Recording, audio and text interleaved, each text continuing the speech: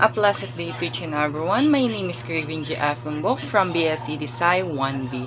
Now let's talk about the another terminologies and concept of John Piaget theory, which is the four stages of development, and one of this is the accommodation.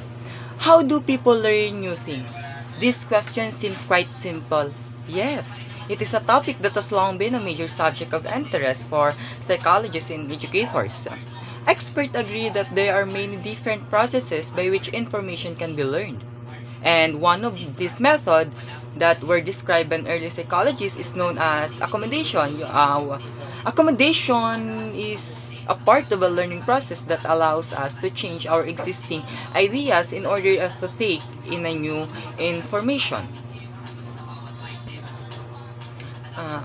According to psychologist John Piaget, he also defined accommodation as the cognitive process of revising existing cognitive schemas, perception, and understanding so that new information can be incorporated. This happens when the existing schema or knowledge does not work and needs to be changed to deal with a new object or situation. In order to make sense of new information, you actually adjust information you already have or schemas you're already or the prior knowledge what we call have, etc. to make a room for this new information. How accommodation take place? Accommodation does not just take place in children. Adults also experience this as well. When experiences introduce new information or information that conflicts with existing schemas, you must accommodate this new learning in order to ensure that what inside your head conforms to what outside in the real world. There must be enough accommodation to meet and adapt to new situations and enough assimilation to use as one schema task quickly and efficiently. Thakman and Munit suggest. So, reaching a state of equilibrium between the assimilation and accommodation process is what helps create a sense of stability between the individual in his or her environment. So, what determines whether a new piece of information is accommodated or assimilated? For example, a child have many schema for birds, feathers, flying, etc. And then, they see a plane which also flies but would not fit into their bird schema. In the clown incident, the boy's father explained to his son that the man was not a clown and that even though his hair was like a clown's, he wasn't wearing a funny costume and wasn't doing silly things to make people laugh.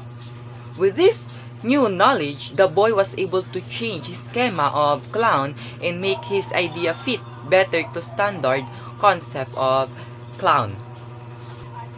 So, accommodation, on the other hand, involves actually changing your existing knowledge of a topic. This is like buying new book, realizing it doesn't fit in any of our existing bookshelf, but buying a whole new shelving unit to store all your books in. In any given situation, Brian suggests that either accommodation or assimilation will win out, often depending upon what has been learned. So that is all about accommodation wants to describe. Now let's talk about the last terminologies and concept of John Piaget first stages theory, and that's what we call equilibration or equilibrium. So what is equilibrium? Piaget believed that all humans through seek order and is uncomfortable with contradiction and inconsistencies in knowledge structure. In other words, we seek equilibrium in our cognitive structure. Equilibrium occurs when a child's schemas can deal with most new information through assimilation. However, an unpleasant state of disequilibrium occurs when new information cannot be fitted into existing schema or what we call assimilation. Piaget believes that cognitive development did not progress at the steady rate, but rather it leaps and bounds equilibration. Equilibration is the force which drives the learning process, as we do not like to be frustrated and will seek to restore balance by mastering the new challenge, or what we call accommodation. One of the new information is the acquired. The process of assimilation with the new schema will continue until the next we need to make. So, that is the two of the four terminologies and concept that support the Piaget theory. Again, my name is Kervin J. F. Gumbok from BSAD. Thank you and a pleasant day ahead.